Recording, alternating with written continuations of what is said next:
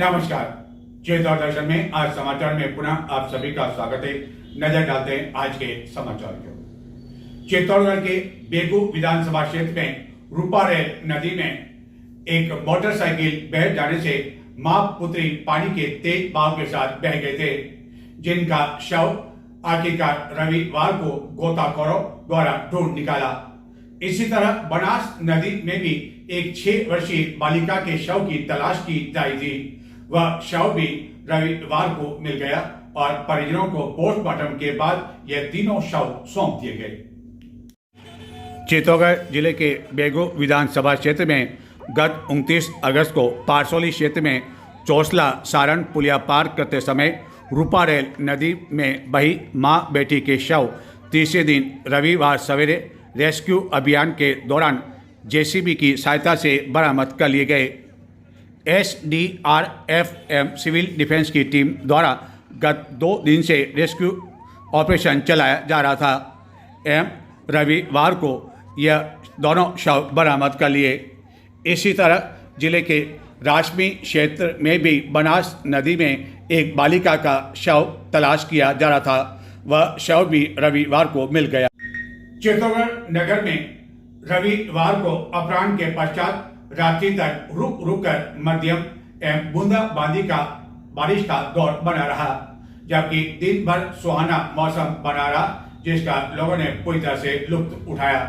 अवकाश का दिन होने की वजह से भी इस सुहाने मौसम के बीच कई लोग पिकनिक का आनंद मनाने के लिए विभिन्न स्थानों पर गए। इस स्थिति के बीच एक अच्छी खबर भी आई कि चित्तौड़गढ़ में जो औसत बारिश होती है वह औसत बारिश का कोटा पूरा हो चुका है। अब जो भी बारिश होगी वह चित्तौड़गढ़ जिले के लिए अतिरिक्त बारिश होगी। चित्तौड़गढ़ नगर में रविवार दिन भर मौसम सुहाना बना रहा, जिसके बीच अपराह्न पश्चात रुक रुक कर रात्रि तक नगर में बारिश का दौर चलता रहा। चित्तौड़गढ़ नगर में रविवार सुहाने मौसम के बीच अपराह्न के पश्चात रात्रि तक रुक रुक कर बारिश का दौर बढ़ा रहने से मौसम और अधिक सुहाना हो गया। इस दौरान सायं कुछ देर के लिए तेज बारिश भी हुई एवं उसके बाद भी आकाश में रात्रि 10 बजे तक भी घने बादल छाए हुए थे, जिसको देखते हुए रात्रि में फिर से बारिश होने की संभावना से इनकार नहीं किया जा सकता है। बारिश के कारण हालत ये थी कि रविवार सायं लगभग 5:30 बजे से ही आकाश में घने बादल छाए जाने के कारण अंधकार जैसी स्थिति हो गई एवं वाहन चालकों को अपने हेडलाइट जलाकर वाहन चलाना पड़ा। इस बारिश के साथ ही चित्तौड़गढ़ जिले में भी कई स्थानों पर बारिश होने की जानकारी है। 23 फीट भराव क्षमता वाले जिले के सबसे बड़े गंभीर बांध के गत दिनों लबालब होने के बाद इस पर 6 इंच से अधिक चादर चल रही है। हालांकि इसके गेट अभी खोले नहीं गए हैं, लेकिन इसके बावजूद रविवार को गंभीरी नदी पूरे वेग के साथ दिन भर बहती रही, जिसका कारण गंभीरी बांध से लेकर चित्तौड़गढ़ तक बीच मार्ग में विभिन्न स्थानों पर बारिश का पानी इस गंभीरी नदी में मिलना रहा और गंभीरी बांध के गेट खोले जाने की संभावना के कारण गत 2 दिनों से गंभीरी मार्ग की ओर जाने वाले रास्ते को बैरिकेडिंग से बंद किया जा चुका है एवं यहाँ स्थिति चौपाटी को भी खाली करवा दिया गया है। इस बारिश के बीच बाजार में हालांकि इसका अधिक फर्क नहीं पड़ा, क्योंकि रविवार इस महीने का अंतिम रविवार था एवं अंतिम रविवार को चित्तौड़गढ़ के अधिकांश प्रतिष्ठान बंद रहते हैं, जिसके कारण व्यापारियों को किसी तरह की परेशानी शाम को हुई बारिश के कारण नहीं उठानी पड़ी एवं बाजार में भी बंद होने के कारण ग्राहकों की भीड़ भी नहीं थी और लोग भी अधिकांश अपने घरों में ही थे, जिसके कारण इस बारिश के कारण लोगों को परेशानियां अधिक नहीं हुई, लेकिन घर पर वह चाय पकौड़ी के साथ इस सुहाने मौसम का आनंद अपने पूरे परिवार के साथ उठाते हुए देखे गए।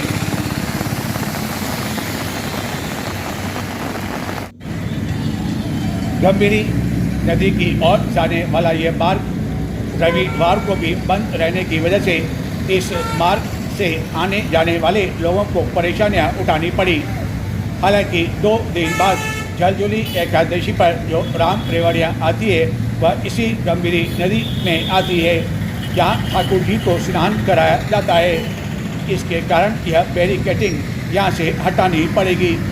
लेकिन इस गंभीरी नदी के दूसरे ओर जो कि नई पुलिया से जो मार्ग आता है उसको बैरिकेडिंग से बंद नहीं किए जाने की वजह से नई पुलिया की ओर से जो भी वाहन इधर आ रहे थे, यहाँ पर बैरिकेडिंग लगी होने की वजह से उन्हें अपने वाहन पुनः डाइवर्ट करने पड़े। जबकि इस गंभीरी नदी के किनारे पर चौपाटी पर दाल बाटी एवं परांठे वाली दुकानदारों का कहना है कि इससे पहले भी गत दिनों गंभीरी बांध के गेट खोले जाने की संभावना को देखते हुए उन्हें यहाँ से हटने के निर्देश दे दिए गए थे।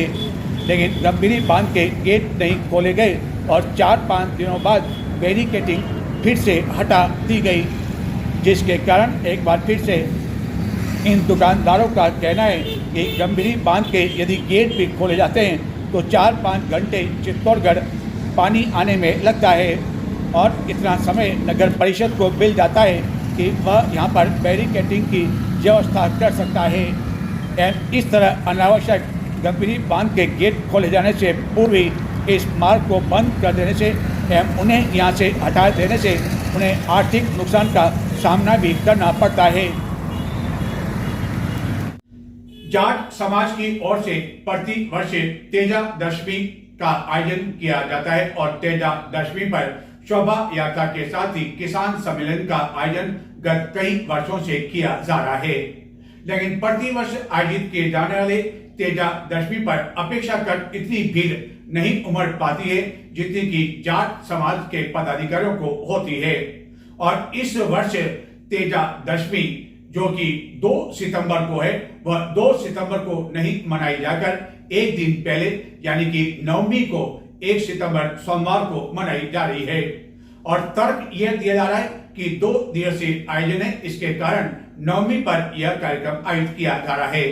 लेकिन जाट समाज के ही कुछ लोगों का कहना है कि तेजा दशमी के दिन चित्तौड़गढ़ जिले के विभिन्न स्थानों पर कार्यक्रम होते हैं, इसके कारण लोग इतने अधिक नहीं आ पाते हैं जिला मुख्यालय पर आयोजित होने वाले कार्यक्रम के दौरान। इस कारण एक दिन पहले तेजा दशमी का कार्यक्रम नवमी पर जिला मुख्यालय पर सोमवार को आयोजित किया जा रहा है। जिला जाट समाज संस्थान के तत्वाधान में प्रति वर्ष तेजा दशमी के अवसर पर चित्तौड़गढ़ में आयोजित किसान सम्मेलन एवं शोभा यात्रा इस वर्ष एक दिन पहले ही नवमी पर सोमवार को आयोजित की जा रही है, जिसका कारण तेजा दशमी पर जिले में विभिन्न स्थानों पर कई कार्यक्रम आयोजित होने के कारण जिला मुख्यालय पर तेजा दशमी के दिन भीड़ उमड़ना नहीं माना जा रहा है। जिला जाट समाज संस्थान के तत्वाधान में गत कई वर्षों से तेजा दशमी के अवसर पर ही समारोह का आयोजन किया जाता है एवं उसकी समाप्ति पर किसान सम्मेलन का आयोजन किया जाता है। लेकिन इस वर्ष तेजा दशमी से एक दिन पहले नवमी पर सोमवार को यह कार्यक्रम आयोजित किया जा रहा है एवं बारिश की संभावना को देखते हुए वाटरप्रूफ पंडाल तो लगाया जा रहा है, लेकिन आयोजकों को इस बात को लेकर चिंता है कि सोमवार सवेरे यदि बारिश होती है तो अपेक्षाकृत भीड़ कम रह सकती है। एवं आयोजक यह तर्क दे रहे कि इस वर्ष 2 दिवसीय कार्यक्रम होने की वजह से नवमी पर किसान सम्मेलन का आयोजन किया जा रहा है और दशमी पर ब्लॉक स्तर पर विभिन्न कार्यक्रम आयोजित किए जाएंगे। लेकिन असली कारण यह है कि तेजा दशमी के दिन भीड़ नहीं उमड़ती है, इसलिए एक दिन पहले यह चित्तौड़गढ़ नगर के प्रताप नगर क्षेत्र में तेजाजी चौक में भगवान श्री तेजाजी का 3 दिवसीय वार्षिक मेला रविवार को आरंभ हुआ। इस मेले के दूसरे दिन सोमवार को गौरी का खेल का आयोजन किया जाएगा। बड़ी संख्या में इस गौरी के खेल को देखने के लिए कई लोगों के आने की संभावना है। भगवान तेजाजी महाराज सार्वजनिक न्यास तेजाजी चौक जयमल फतेह मार्ग प्रताप नगर द्वारा 3 दिवसीय भगवान तेजाजी महाराज का जो मेला आयोजित किया जाता है वह मेला रविवार से आरंभ हुआ। मेले के दूसरे दिन सोमवार को गौरी नृत्य के साथ ही अन्य कई आकर्षक कार्यक्रम आयोजित किए जाएंगे, जबकि मंगलवार 2 दिसंबर अंतिम दिन हवन का आयोजन किया जाएगा। इस गौरी को नृत्य को देखने के लिए प्रतिवर्ष आयोजित किए जाने वाले इस मेले के दौरान आसपास स्थान से बड़ी संख्या में ग्रामीण उमड़ते हैं। बारिश की संभावना को देखते हुए यहाँ वाटरप्रूफ पंडाल भी लगाया गया है। मेले में कई तरह की दुकानें भी सज चुकी है। आयोजकों के अनुसार गत कई वर्षों से इस मेले का आयोजन किया जा रहा है। श्री तेजाजी महाराज के जीवन चरित्र के रूप में प्रतिदिन खेल का आयोजन भी किया जा रहा है, जो कि रात्रि 8 बजे से दुर्गेश राव एंड पार्टी द्वारा आयोजित किया जा रहा है। रविवार को चित्तौड़ दुर्ग मार्ग पर रहकर जाम लगता रहा। जाम की स्थिति यह रही कि नीचे से लेकर ऊपर तक इतना अधिक जाम था कि काफी देर तक पर्यटकों को बीच में ही अपने वाहनों में इंतजार करना पड़ा। सुहाना मौसम होने के साथ साथ विभिन्न राज्यों से कई पर्यटक पहुंचे। कई रामदेवरा के जो भक्त हैं वह भी पहुंचे। पद यात्रियों के साथ कई वाहन भी थे। इस कारण यह जाम की स्थिति देखने को मिली और कई पर्यटक तो ऐसे थे जिन्हें नीचे से ही यह पता चल गया कि दुर्ग पर काफी अधिक जाम लगा हुआ है, जो कि बिना दुर्ग का भ्रमण किए ही बैरन लौटने के लिए मजबूर हुए। ऐतिहासिक दुर्ग पर रविवार को बड़ी संख्या में पर्यटकों के दुर्ग पहुंचने की वजह से रहकर दिन भर जाम की स्थिति बनी रही, जिसके कारण पर्यटकों को काफ़ी परेशानियों का सामना करना पड़ा एवं कई पर्यटक बैरंग लौटने के लिए मजबूर हो गए। रविवार को अवकाश का दिन होने की वजह से चित्तौड़गढ़ जिले से भी सुहाने मौसम के बीच कई पर्यटक दुर्ग भ्रमण के लिए पहुंचे। गत कई दिनों से चित्तौड़गढ़ बड़ी संख्या में अन्य स्थानों से भी पर्यटक पहुंच रहे हैं। बाबा रामदेवरा के कई भक्त भी इन दिनों पैदल एवं वाहनों से दुर्ग पहुंच रहे हैं, जो बाबा रामदेवरा की समाधि पर दर्शन करने के पश्चात मध्य प्रदेश के जो भक्तजन हैं वह पहले चित्तौड़गढ़ ऐतिहासिक दुर्ग के साथ ही सांवलिया जी दर्शन करने के बाद मध्य प्रदेश के लिए रवाना हो रहे हैं। रविवार को गुजरात, महाराष्ट्र एवं मध्य प्रदेश से बड़ी संख्या में पर्यटक अपने वाहनों के साथ पहुंचे। दुर्ग आने जाने के लिए एक ही मार्ग होने की वजह से रहकर दुर्ग मार्ग पर जाम लगता रहा, जिसको देखते हुए दुर्ग के अंतिम द्वार रामपोल से पुलिस द्वारा एक तरफा यातायात की व्यवस्था भी की गई, लेकिन इसके बावजूद वहाँ भी जाम लगता रहा, जिसके कारण पर्यटक काफ़ी देर परेशान रहे और अपने वाहनों में बैठे रहे। हालांकि दुर्ग पर भी बड़ी संख्या में पर्यटकों के आने की वजह से पर्यटन व्यवसाय पर निर्भर व्यापारियों के चेहरे पर तो मुस्कुराहट देखने को मिली, लेकिन पर्यटकों को कई तरह की परेशानियों से दिन भर गुजरना पड़ा।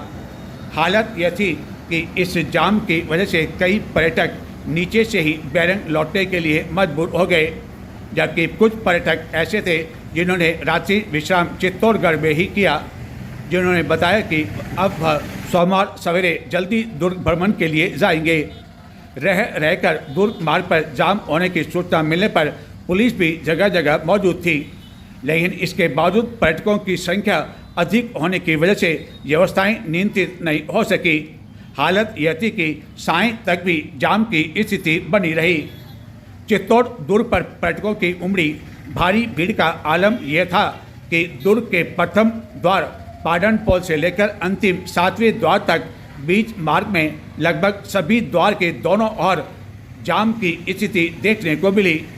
पुलिस के होने के बावजूद बड़ी संख्या में पर्यटकों के आने की वजह से दुपहिया वाहन भी कई स्थानों पर जाम में फंस गए।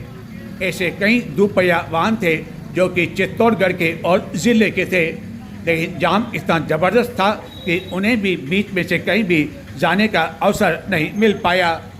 एवं कई बार यह मांग की जा चुकी है कि चित्तौड़ दुर्ग के लिए एक और रास्ता भी खोला जाना चाहिए, लेकिन यह केवल अब तक कागजों में ही सीमित होकर रह गया है। हालांकि दुर्ग जाने के लिए रोपवे की योजना को मंजूरी तो दी जा चुकी है, लेकिन अब मंजूरी के बाद आखिरकार यह काम कब प्रारंभ होगा, कब इसके टेंडर की प्रक्रिया विधिवत से शुरू हो पाएगी, यह कहना मुश्किल है।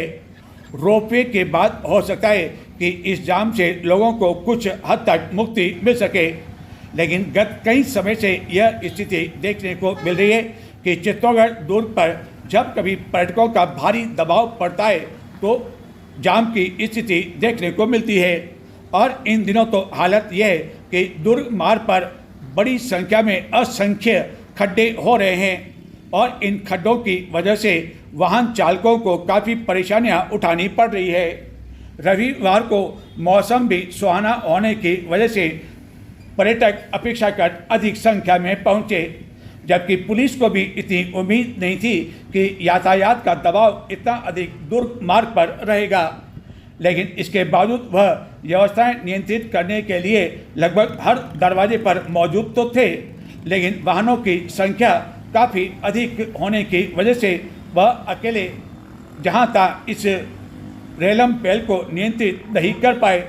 एवं कई पैदल यात्री भी थे जो कि इस जाम में फंसते हुए देखे गए। एवं न केवल दुर्ग मार्ग पर दुर्ग के नीचे बल्कि दुर्ग पर भी काफ़ी अधिक यातायात जाम होने की स्थिति देखने को मिली, जिसके कारण पर्यटक जल्दी विभिन्न स्थानों पर भ्रमण करते हुए देखे गए।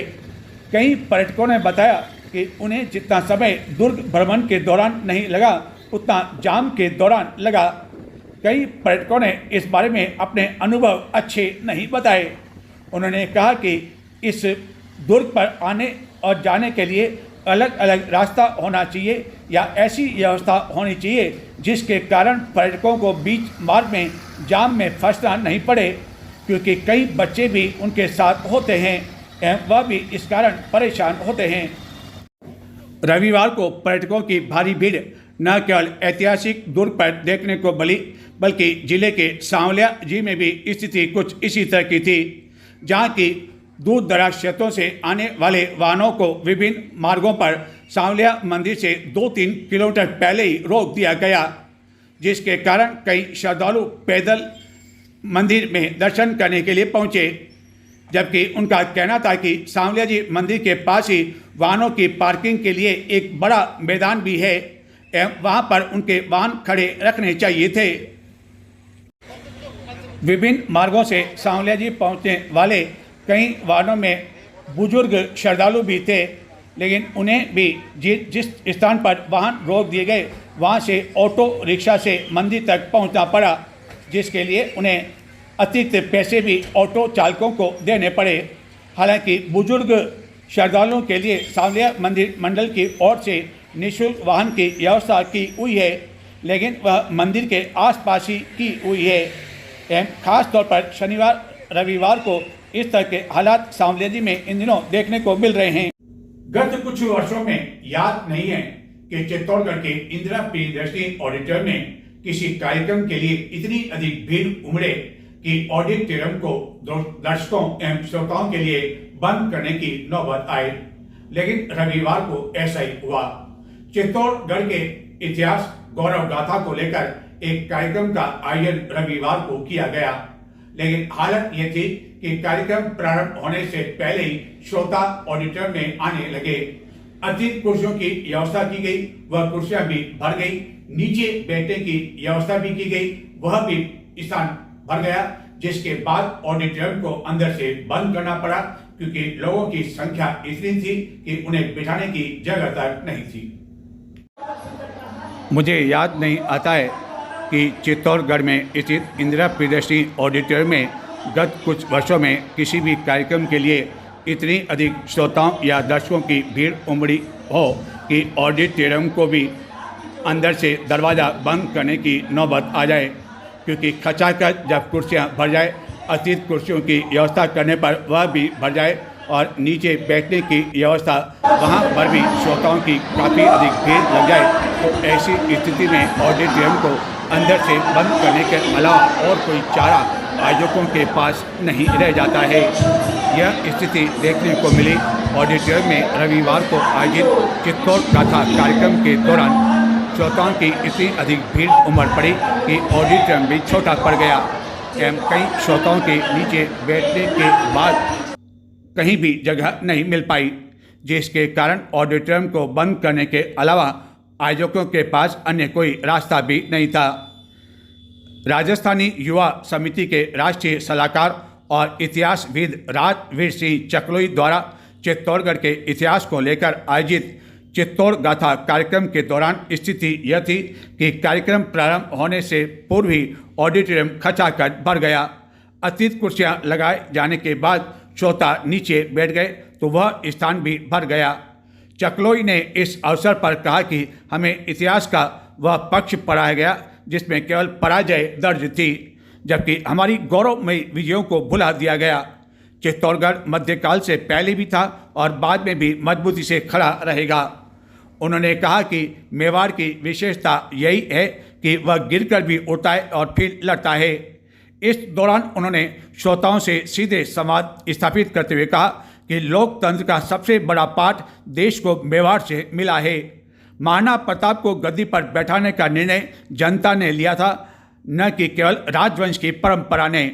उन्होंने हाल ही में संसद में महाराणा सांगा के योगदान पर सवाल उठाने वाले समाजवादी पार्टी सांसद की सोच पर गहरा रोष एवं नाराजगी जाहिर करते हुए कहा कि सांगा जैसे ओजस्वी व्यक्तित्व पर प्रश्न खड़े करने वाले विकृत मानसिकता के लोग हैं जिन्होंने बिना ऐतिहासिक जानकारी के इस तरह का बयान दिया।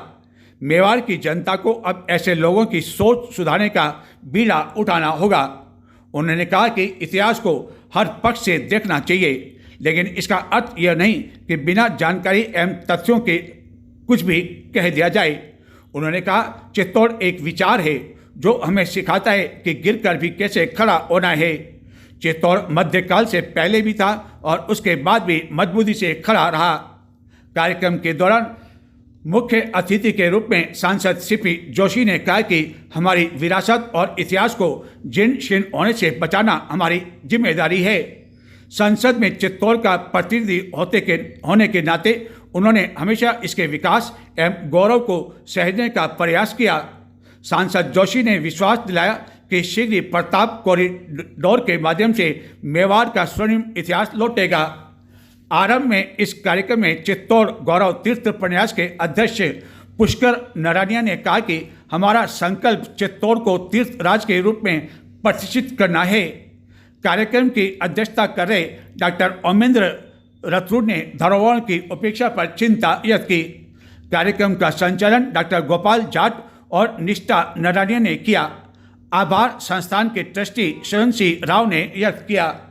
समारोह के आरंभ में मुख्य अतिथि सांसद सीपी जोशी द्वारा मुख्य वक्ता का उपन्या ओढ़ाकर स्वागत किया गया। इस कार्यक्रम के दौरान चित्तौड़गढ़ के कई गणमान्य नागरिक मौजूद थे जिन्होंने चित्तौड़गढ़ के इतिहास के बारे में पहली बार कई ऐसी जानकारी हासिल की जिन्हें कि अब तक इसके बारे में किसी तरह की कोई जानकारी नहीं थी। एवं बड़ी संख्या में युवा भी ऑडिटोरियम में इस कार्यक्रम के दौरान मौजूद थे जिन्होंने बताया कि उन्हें चित्तौड़गढ़ के इतिहास एवं इसके गौरव के बारे में पहली बार काफ़ी कुछ समझने का अवसर मिला। यह कार्यक्रम निर्धारित समय पर जब आरंभ हुआ तो उससे पहले ही ऑडिटोरियम में लोगों के पहुंचने का सिलसिला आरंभ हो गया था। तो ये थे आज के समाचार। नमस्कार।